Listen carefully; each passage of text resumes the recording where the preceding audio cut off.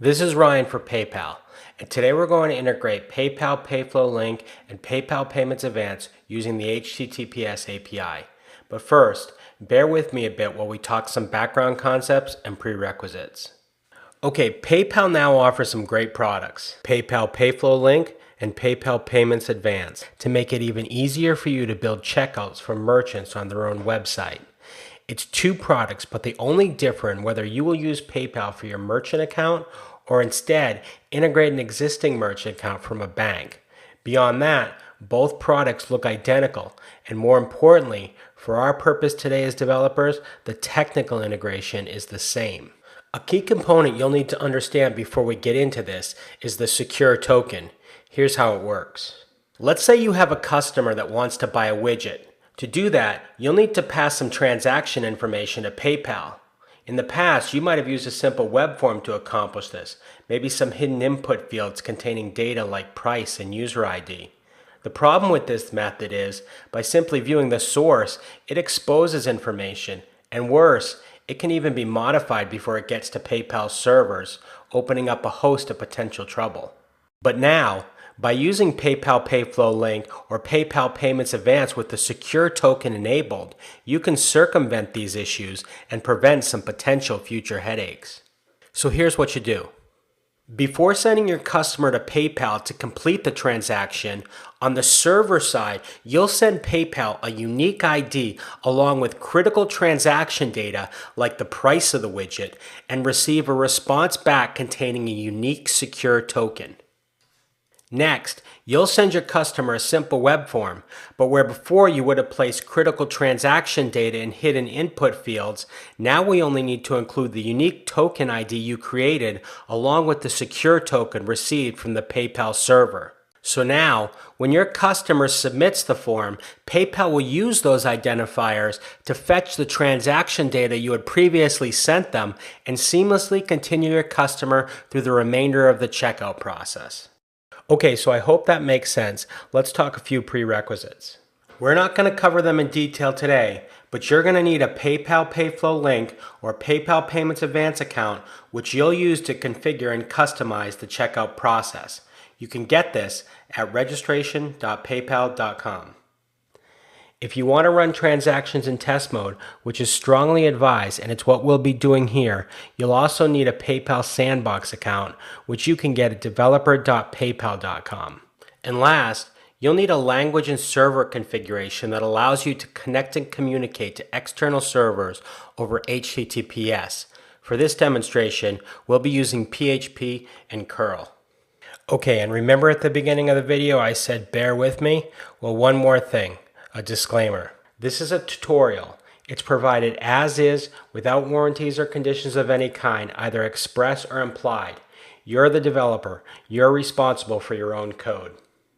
Okay, without further ado, let's get into this. Let's quickly walk through the very basics of the hosted checkout pages at manager.paypal.com. First, if you're not already in test mode, enable it.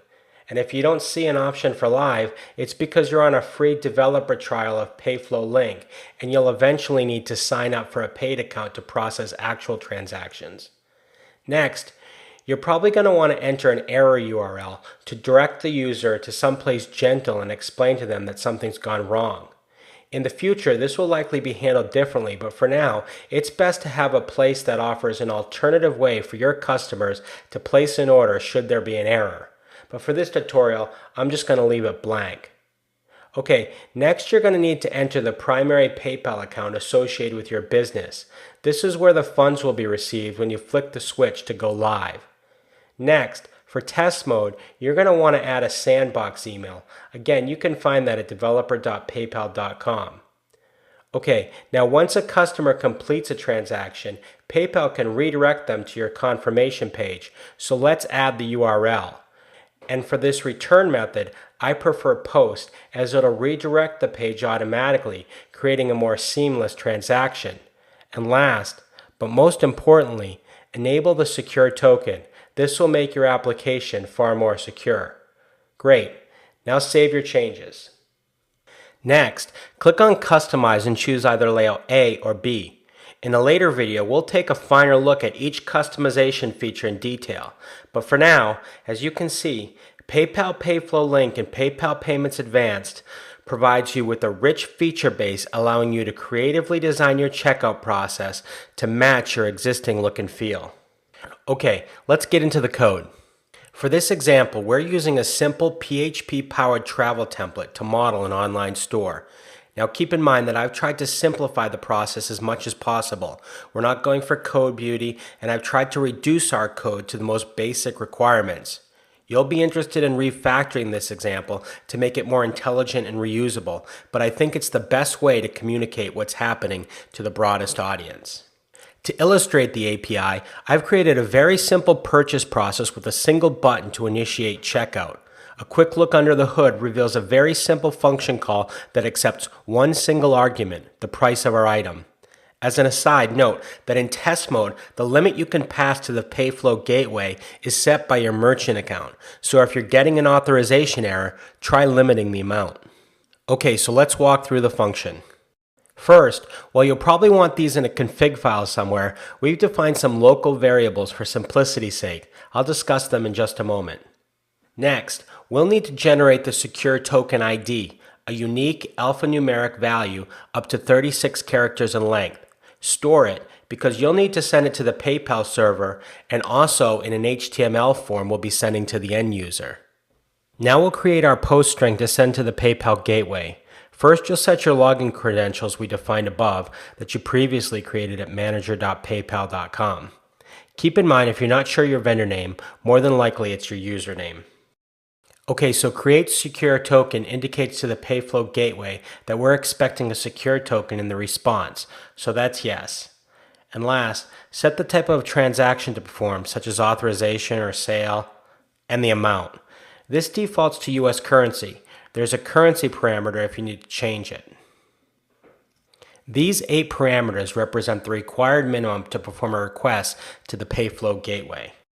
Next, we initialize a curl session and set some basic options. Note especially the URL and post data string options. And keep in mind that the host address URL is different depending on the mode. And finally, we execute the request and await a response. Now obviously, if you don't get a response, you'll need to smartly handle the failure, but we're just going to alert the customer to contact customer service. Okay, so if everything looks good, let's parse the response into variables, check and handle any errors sent to us by PayPal, and hopefully that's it. Time to build that button. It's just a simple HTML form and it's pretty self-explanatory. Just note that the URL is different on the front end than we use to obtain our secure token. And that's it. Let's check it out. So I'm a customer shopping for a vacation. Paris looks nice, but Africa looks enchanting. Let's check it out. 12 days in Kenya for $1,000? And zebras? I'm sold. Let's do this. So everything looks good, and as expected, note the branding is consistent. We enter our personal data, but remember we're in test mode, so you can only use a handful of credit card numbers. Find these on page 69 to 79 of the Payflow Gateway Developer's Guide. Let's go. Great. Now note we've been redirected back to the travel site where we're displaying some key transaction data. It's simply passed back to us as post variables. Easy. And that's it. Hey, thanks tons for your time and check back soon for more video tutorials.